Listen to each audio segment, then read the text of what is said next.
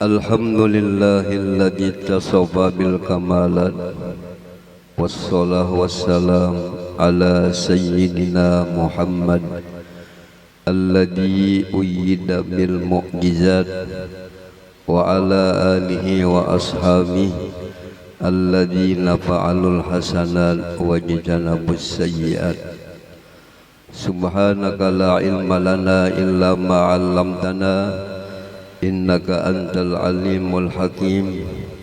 Wala haula wala quwwata illa billahil aliyyil azim. Allahumma barik lana fi Rajab wa Sya'ban wa ballighna Ramadan. Allahumma wasi' mashhadana bil yaqin waktubna min hizbikal muflihin wa min ibadikas sholihin. Ya Qawi ya Matin ya Rabbal Alamin. Yang sama-sama kita hormati dan yang kita cintai para habaib, para alim ulama, guru-guru agama, tokoh-tokoh masyarakat, bapak-bapak, ibu-ibu, para pencinta acara Isra Mi'raj sekaligus acara haul Abah Guru Sekumpul. Alhamdulillah, dengan rahmatnya Allah dan inayahnya pada ini malam kita Allah kumpulkan di tempat yang mulia, di majelis yang penuh barakah, dengan niat yang sama, dengan tujuan yang mulia, acara peringatan Isra Mi'rajnya Rasulullah sallallahu alaihi wasallam sekaligus acara haul guru kita bersama Abah Guru Sekumpul. Mudah-mudahan dengan berkat Rasulullah, berkat maulid Rasulullah, berkat haul Abah Guru Sekumpul, semua dosa-dosa kita, dosa-dosa ibu bapa kita diampuni Allah Subhanahu wa ta'ala. Dikabulkan semua hajat-hajat kita, diangkat semua penyakit-penyakit kita, terutama penyakit yang penuh di dalam batin hati kita. Ditingkatkan keimanan, ketakwaan, mendapatkan keberkahan daripada Allah Subhanahu wa ta'ala, mendapatkan syafaatnya Rasulullah, syafaatnya aulia wassolihin, dikumpulkannya nantinya kita semua di dalam surganya bersama-sama Rasulullah, bersama-sama aulia wassolihin. Amin ya Rabbal Alamin.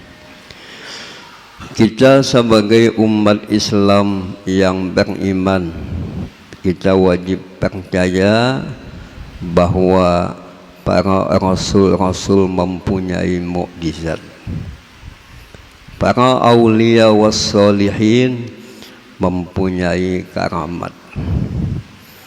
Apabila kita percaya dengan mukjizat, percaya dengan karamat, sampai kita percaya dengan kekuasaan Allah Subhanahu wa ta'ala. Di antara hikmahnya Allah memi'rajkan Nabi, Allah menampakkan kekuasaannya. Kita mempunyai Tuhan yang maha kuasa, kuasa mengadakan, kuasa meniadakan. Oleh sebab itu ayat tentang Isra Mi'raj diawali dengan kalimat tasbih. Apa kalimat tasbih? Kalimat yang mensucikan Allah daripada kekurangan. Kalau kita mengenal Allah Ta'ala Maha Kuasa, kita selalu mengharap kepada Allah, meminta kepada Allah Subhanahu wa ta'ala, selalu kita memohon kepada Allah Subhanahu wa ta'ala.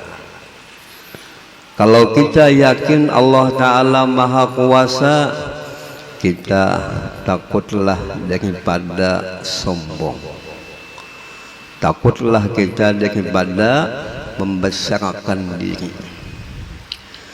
Allah Ta'ala menjalankan Nabi, menaikkan Nabi di waktu malam yang sangat singkat.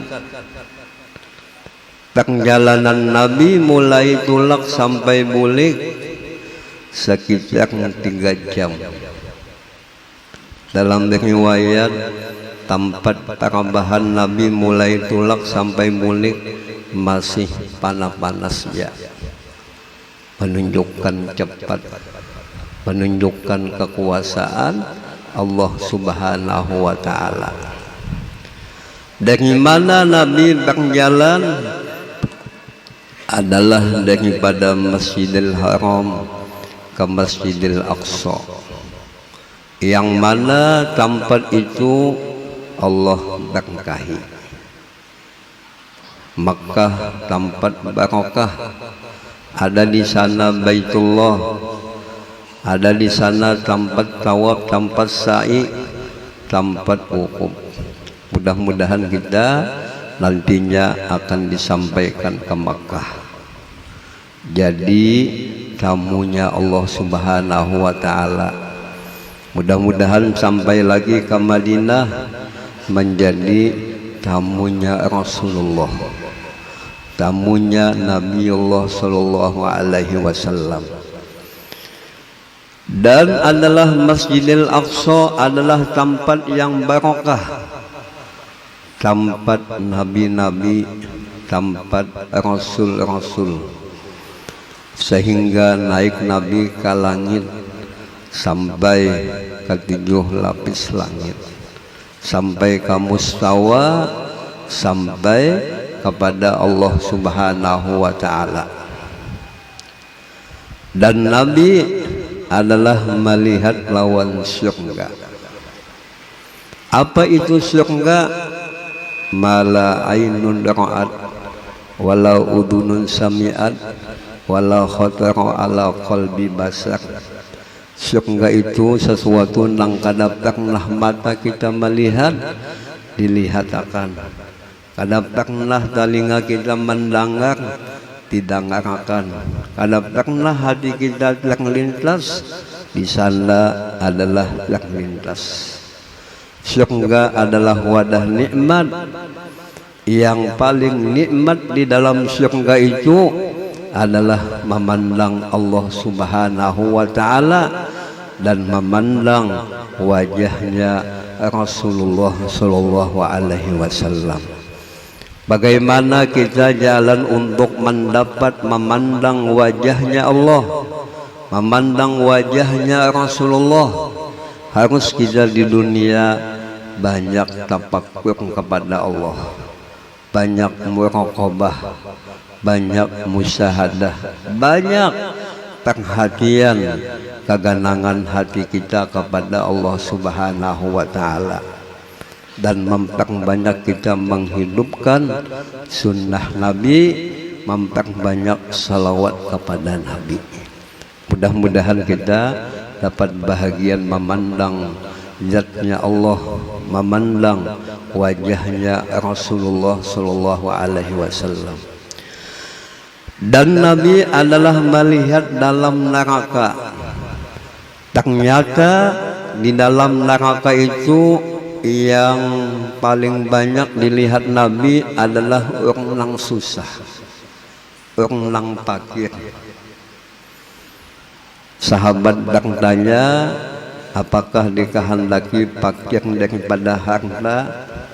Bukan daripada fakir harta, tetapi dikehendaki fakir daripada ilmu. Hidup dalam keadaan jahil, kadang mengenal dengan ilmu agama. Oleh sebab itu penting kita menuntut ilmu, mengamalkan ilmu, membagi-bagi ilmu. Karena dilihat Nabi di neraka itu banyak orang yang jahil. Jahil apa? Jahil dengan ilmu agama, kadang mengenal dengan Allah, kadang mengenal dengan hukum-hukum Allah, kadang mengenal dengan adab-adab dan ibadah kepada Allah Subhanahu wa Ta'ala.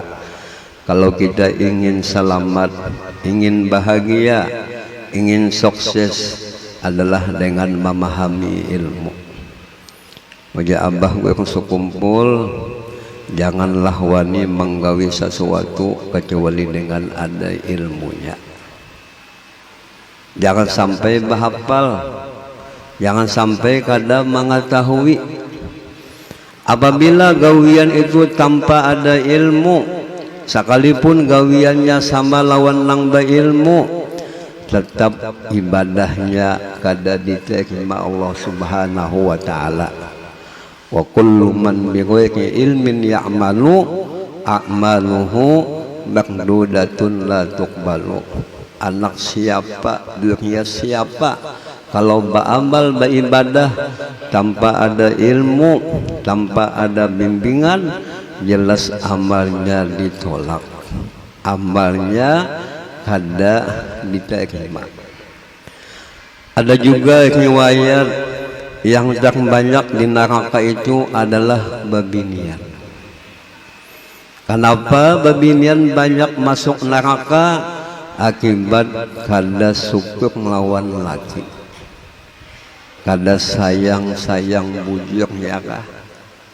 Hanya sayangnya parahatan kancang, atas kancang, tengah kancang lawan panjang-panjangnya, ayang-ayangnya si bini, tapi sudah kempes kada kancang lagi, bangsat bungul ya kah? Nah ini babinian kada merasa, kada menyukuri pemberian laki.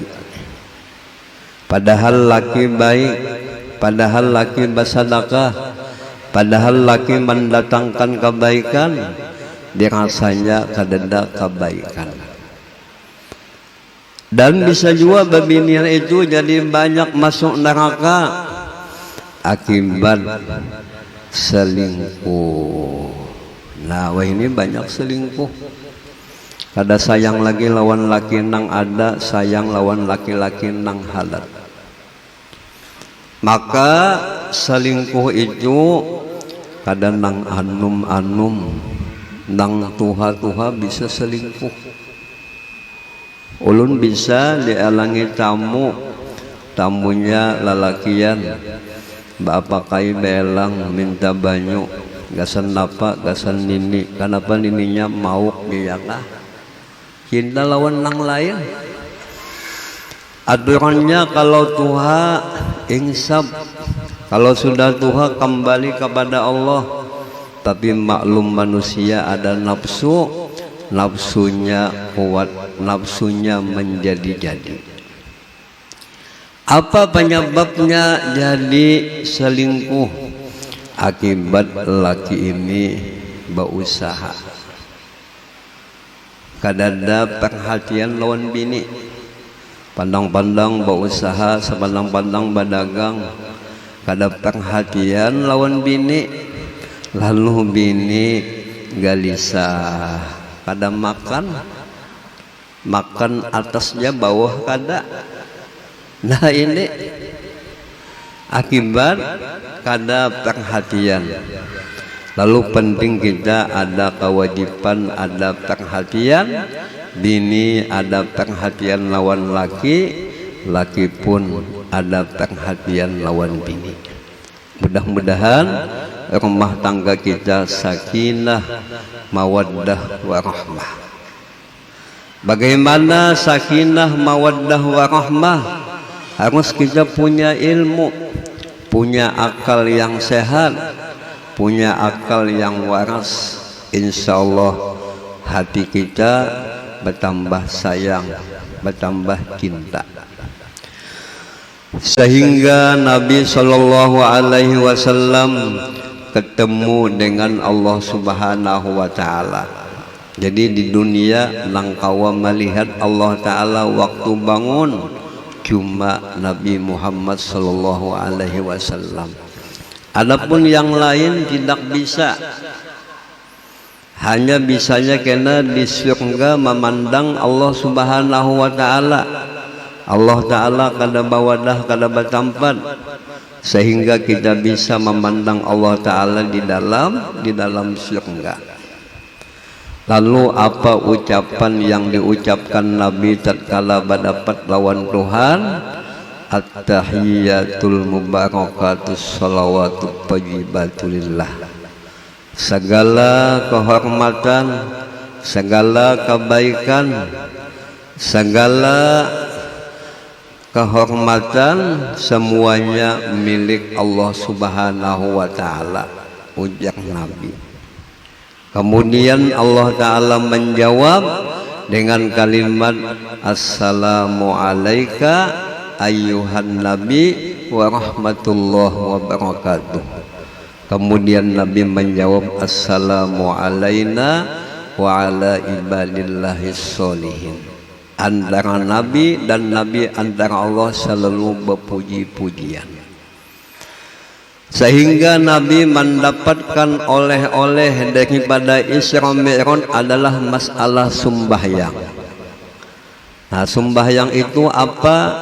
Aqwalun wa af'alun mubtadahatun bitakbir muhtatamatun bitaslim bisaraiqa makhsusah.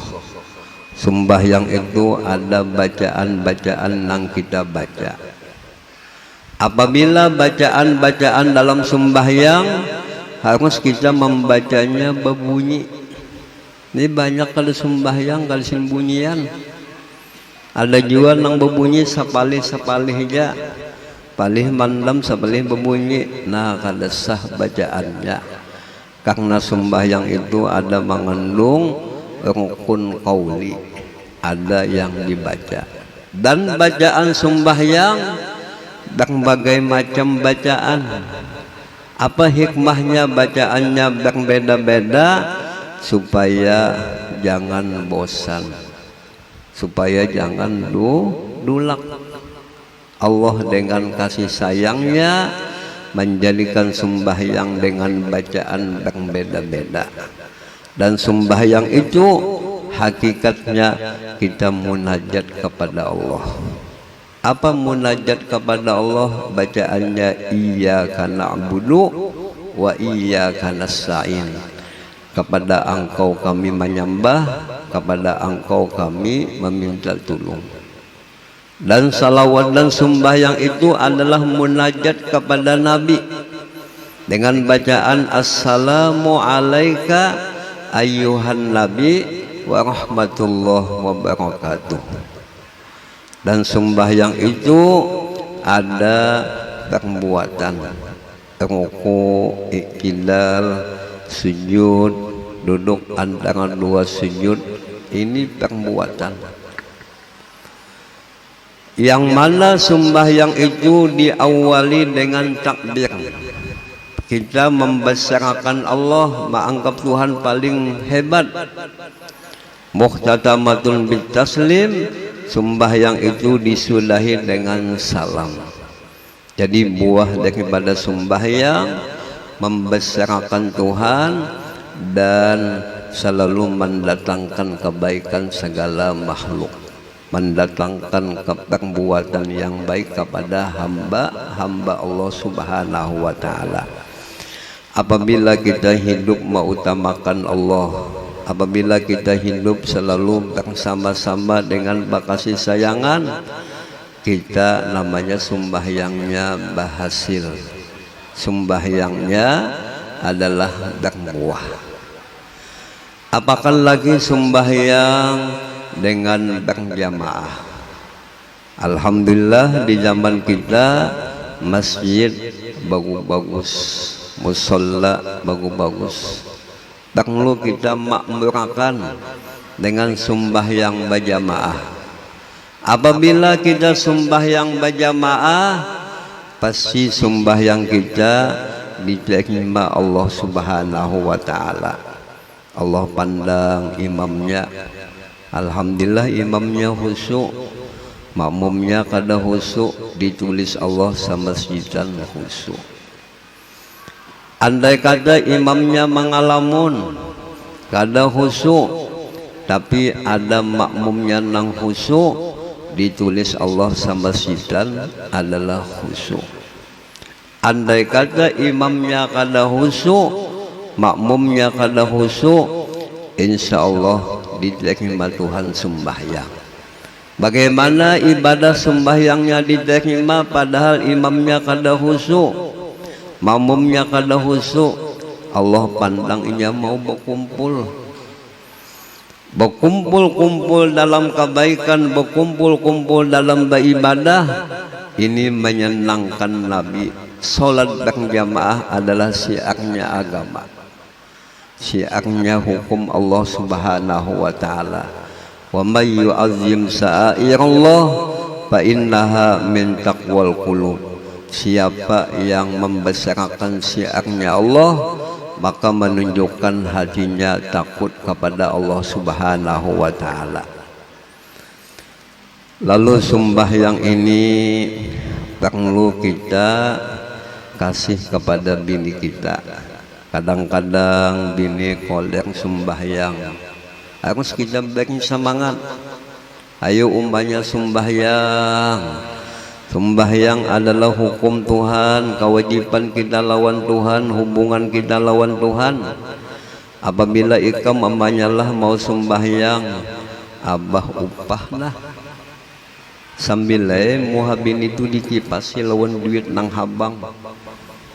Insya Allah bini mau sembahyang, sekalipun sembahyangnya karena duit. Sebab di zaman kita ini rata-rata penyakitnya kolek mbak amal, kolek mbak ibadat. Bagaimana mengatasi kolek? Dengan dipaksa, dengan melihat kelebihan-kelebihannya. Begitu juga kalau laki kita kada mau sembahyang, ayo kita beri semangat. Ayo abahnya sayang sembahyang. Apabila sembahyang, mama upahlah. Uja laki apa upahannya? Tampayakan susu. Nah, insya Allah bagagah atas bawah mau sembahyang. Dan kalau kita punya anak usianya dalam 7 tahun, wajib kita menjerong sembahyang. Tapi menjerong sembahyang kitanya sembahyang juga. Karena anak manapun nih, kenapa ikam bah biar kada sembahyang? Wajah abahnya aku sembahyang di Mekah. Nah ini kada kau di Asik. Apabila kita menjerong anak, kita berdahulu menggawi. Insya Allah apa gawian kita baik, anak itu akan menurut. Dan apabila anak itu 10 tahun kada sembahyang, ujian Nabi adalah pukul dengan pukul mendidik. Dan sembahyang ini adalah tiang agama. Apabila kita melakukan sembahyang sama kita menegakkan tiang agama. Apabila meninggalkan sembahyang sama meruntuhkan agama. Allah Subhanahu wa taala mengatakan dalam Al-Qur'an, innal insana khuliqa halu'a idza massahu syarru jazua wa idza massahul khairu manu'a illal musallin alladzina ala salatihim daimun. Sesungguhnya manusia Allah ciptakan dalam keadaan keluh kesah. Apabila dapat cobaan, dapat bala, keluh kesah. Apabila dapat nikmat, kada syukur. Ini kebanyakan manusia. Kecuali yang selamat daripada keluh kesah, selamat daripada kada syukur, orang nang sembahyang. Kalau sembahyangnya betul, sembahyangnya sempurna, insya Allah dikasih Allah Ta'ala ketenangan jiwa, ketenangan batin. Tenang jiwa, tenang batin, disebut namanya sugih bebenaran. Nah jadi kalau kita hendak tenang, hendak lapang, jaga sembahyang, gawilah sembahyang dengan sebaik-baiknya. Alhamdulillah pada ini malam kita menghauli Abah Guru Sekumpul. Kita mengenal, mengetahui beliau adalah ulama yang betul-betul ulama bawaris Rasulullah Sallallahu Alaihi Wasallam. Apa tanda beliau ulama bawaris Rasulullah? Beliau berdakwah dengan ikhlas, berdakwahnya dengan istiqomah, akhlaknya luar biasa, kasih sayangnya luar biasa. Di antara akhlak sidin ke-7 memberi-beri. Kada mau sin meminta. Kamu kita kan 7 meminta, memberi kada mau. Nah sosialnya luar biasa, kasih sayangnya adalah luar biasa. Mudah-mudahan kita semangat menghaul, semangat lagi mengikuti akhlak-akhlaknya beliau. Di antara nasihat sidin, di antara papadah sidin, biasakanlah kita menghitung-hitung nikmat, menguyang-uyang nikmat, menggandang pemberian Allah Subhanahu wa Ta'ala. Karena kita di dalam nikmatnya Allah, mulai ujung rambut sampai ujung kuku di dalam nikmat Allah Subhanahu wa Ta'ala. Dan nikmat itu bukan hanya duit, bukan hanya pangkat, tetapi nikmat yang sebenarnya adalah nikmat iman, nikmat Islam. Alhamdulillah kita adalah orang Islam, orang mempunyai iman. Alhamdulillah kita adalah menjadi umat Nabi Muhammad Sallallahu Alaihi Wasallam.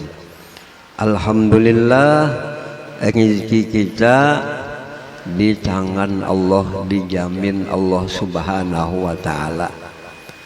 Dan dosa-dosa kita, keaiban-keaiban kita ditutupi Allah Subhanahu wa Ta'ala.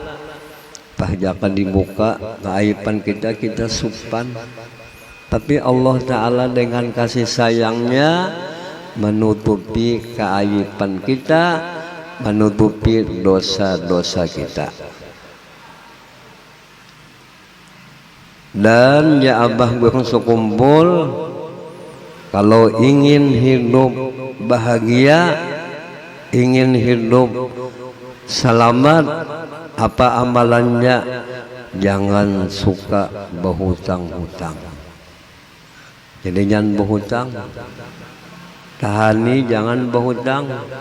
Karena berhutang itu kita takutan kalau pindah mati meninggal hutang. Kalau misalnya pindah anak bini, hitung duit dulu. Bah duit nang saya ini dihitung kada cukup aja babini nang bujang. Babini nang balo aja, ya kah? Insya Allah antara bujang lawan balo sama aja potongan bawahnya.